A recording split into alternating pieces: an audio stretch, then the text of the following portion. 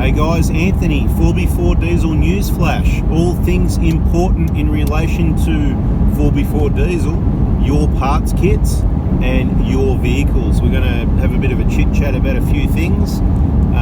One of the first ones, we've been getting a heap of messages still while we've been away on our long service leave. So we made a lot of announcements on our Facebook pages, on our YouTube channels about the shortage of injectors, and that's mainly what we do. So we thought we'd line it up. It works out well, and we took all of June, actually a little bit of the end of May and the start of July as annual leave and did a big trip. Some details of that will be on our channel, 4x4 Touring Australia. Just letting everyone know, and a reminder again, it's looking like we're on track to be back on deck Monday the 12th of July from 8 AM for all those people that need parts kits. Any information you need prior to making those purchases is available on our YouTube channel. If you look under the playlist called How to Buy My Kits or something along those lines, it'll be called. We've got a number of playlists there, probably about I don't know, 20 different playlists on different subjects. So if you're interested and you want information on injector kits or those Prado Hilux front wheel bearing hub kits, the BFV kit, there's a video on all of those. You just go into that playlist, press play, and you'll see a heap of videos. If it's not the one you want, you just go to the next one. Have a look at the name of it. If it says how to buy Prado front wheel bearings, well, that's the one for you. It'll discuss what's included in there, why you should probably buy these kits, what the reason we're doing them, why you should probably buy them off us, and of course the pricing's also included, and they give you a bit of a price guide.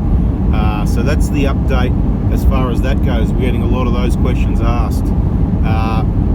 The other thing we wanted to mention, just wanted to quickly also mention the fuel economy. So 2019 Prado 1GD FTV. We've got some trip information here I was just going to share with you. Basically, when travelling at around the 110 to 120 kilometre an hour mark, you can expect to get about 15 litres per 100 k's. Okay. Now we did a reset for the whole trip. So a trip from Melbourne up through Victoria, New South Wales, Queensland, across the top, a lot of dirt roads, a lot of air down situation, and a lot of really economical speeds on those dirt roads, like your optimum around the 80 to 90 speed K mark, but air down. So it's a positive and a negative, if you know what I mean. The whole trip we've done well over 10,000 Ks, not 15. I haven't worked out exactly. It'll probably end up being, I don't know, around the 14,000 K mark on this trip. We've done, if it's correct, 188 hours driving so far, so it'll end up being around 195 hours driving. The trip computer says for the whole trip we've got 13 litres per 100 Ks. Now, we've got no bull bar, we've got no tow bar, it's a GX, light as possible. We've got some gear on the roof, not much though, it's just a Black Wolf tent, it's a self-inflating mattress, you know, and a swag, and they're all rolled up nice and tight. In total, probably only weighs about 50 kilos. The tent's 27 from memory. The swag lifting that, not much lighter really with a doona in there. It's probably about 20 kilos, maybe 15. And the mattress is around about, well, it'll be 5 or 10 kilos. So not a lot up there. Not a lot of wind resistance, but it's certainly creating a difference. So 13 litres is what it says. Might work out to be a little bit better than that. We get up to a litre per 100 better, but I can tell you some of our fills have been worse than that, so a little bit inconsistent on what it tells you you're getting anyway.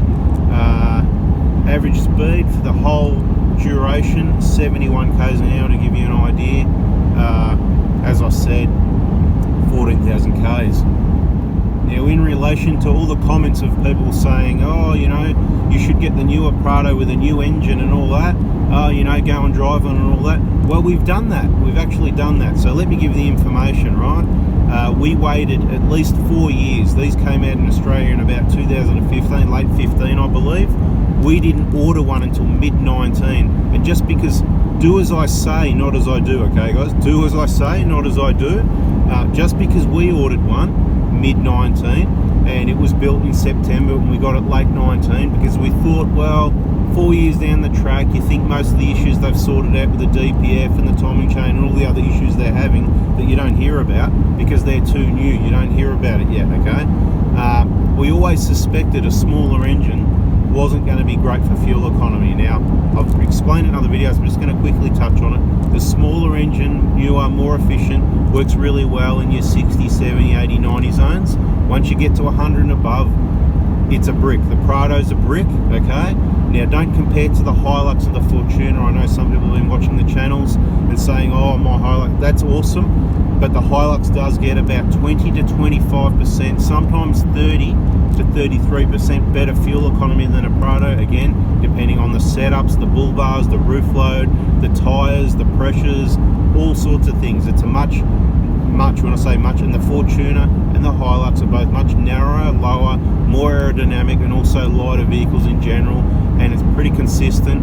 I've got one right behind me now, and we've been comparing the two on the whole trip, and it gets anything from 20 to 33% better fuel economy every single time. We've changed air filters, cleaned air filters, all this sort of thing. Got to tell you, hasn't really made a difference that you could measure. Now, the other important thing is, so what have we done? So we, of course, like this vehicle, we road tested, we purchased. There's no way to get to know the vehicle better.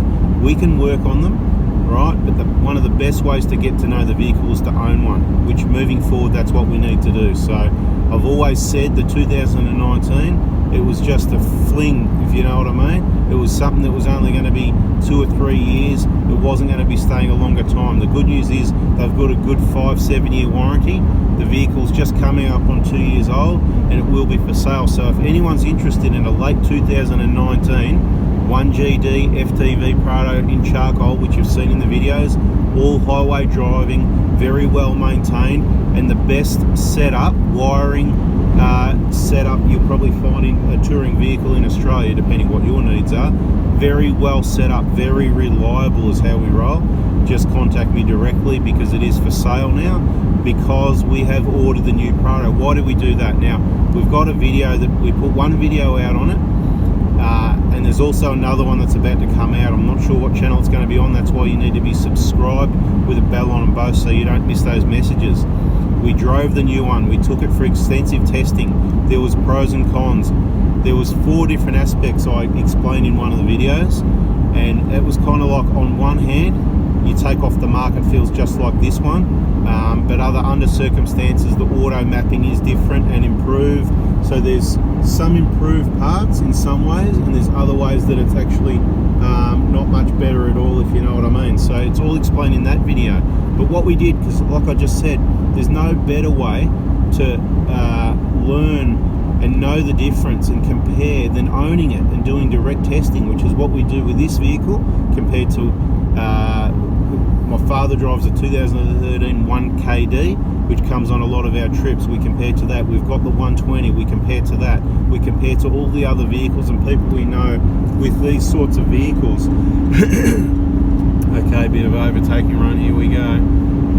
We do all the comparisons, and what we're going to do, we've ordered whenever it gets built, you know. I don't know how long we're going to wait, you know. With Japan and Tokyo, they've got a crisis over there at the moment, state of emergency, with the factory fire for the electrical components, may cause a shortage of a lot of components. We don't know. Nobody should really know how long they're waiting for the Prado, because they haven't been built yet, and it'll happen when it happens. But we've got one on order. It's been on order for months. Okay, so we did that. That's done and dusted. When we get it, we will compare, and we will tell you whether it's worth updating to the newer one or not, and how much it's worth it or not. Because, you know, if you've got a 17 or 18 or 19 or 20 or whatever, and you didn't get that update, there's no point you going, oh, you know, I better sell it and get that, if it's not really that much better, is it, right? So once we've got it, we're going to do extensive testing, and we'll let you know what the conclusion is. Now, the other thing to keep in mind is, we've heard, again, it's always rumours, but our people have told us that there could be a V6 diesel in the Prado. Finally, there could be a V6 diesel coming out in the Prado, and they're sort of was saying 2023, but when they say 2023, with the delays we're seeing, that could mean 2024 or 25. That's years away. Things change. Even if Japan makes it, it doesn't mean Australia's going to get it. So there's lots of variables. Don't hold your breath waiting for things that aren't going to happen. You know, it's going to, you know, whatever. You just don't know. At the moment, the pattern is engines are getting smaller, not bigger. It doesn't make sense that they go from a 3 litre down to a 2755cc and then go back to a V6. Well, some V6 eco diesel. What is it going to be? A 2.5 litre V6? Maybe it could be that. Maybe it's got twin turbos. Maybe it's got who knows what it is. I don't know what it is. We just hear rumours, and I don't go into details of things that are rumours because it's just a rumour till it happens. So stay tuned. Turn the bell on. Make sure you're subscribed. We'll get this new vehicle. We're going to set it up. Now, this vehicle that's for sale, it can go two ways. It can come to you stock standard with like or almost brand new tyres and suspension, everything. We can put it back how it was. It can come to you like a GX with added roof rails and side steps. It can come to you as it is, all set up with the awesome Dobinson suspension, the off-road tyres, the side steps have been added, the roller roof racks on there, you know, the awnings on there, the shovels on there, the ARB compressors in there on the K-on bracket, the K-on table, the whole rear storage system, the drawers, the dual battery system. You know, there's a whole heap of stuff here. You know, the USB points. It's going to be optional, right? Obviously at a price. So we'll have the price for the vehicle and we'll have the price for all the optional accessories. You can take 1, 2, 3, 4, 5, the whole lot, or nothing. So if you're interested, please contact me directly, 0490 261 013 in a text message, and I can let you know the details of the pricing of the vehicle and what the extra accessories are. To give you an idea right now on the extra accessories, they'll basically be at a discounted price of a new item. Remembering it's all less than 2 years old. The vehicle hasn't been used that much. Remember lockdown 2020, so it did a trip late 19, did a few trips in 2020 either side of lockdown. It's done a fair few Ks this year in 21. It's just almost reached 60,000 Ks. The 60,000 K service will be done. Everything up to date.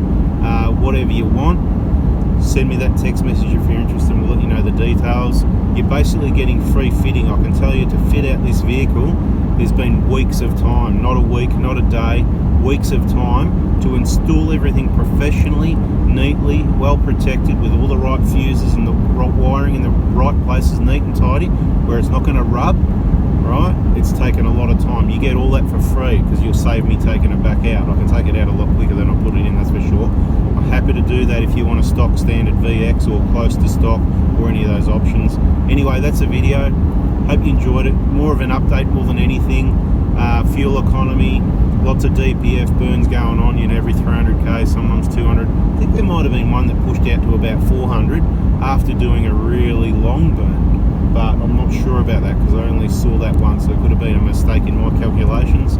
Anyway, as I said, we're back on schedule, back on deck, Monday the 12th of July. Thanks for watching, guys. Please give us the like button if that helps you keep up to date with the information. See ya.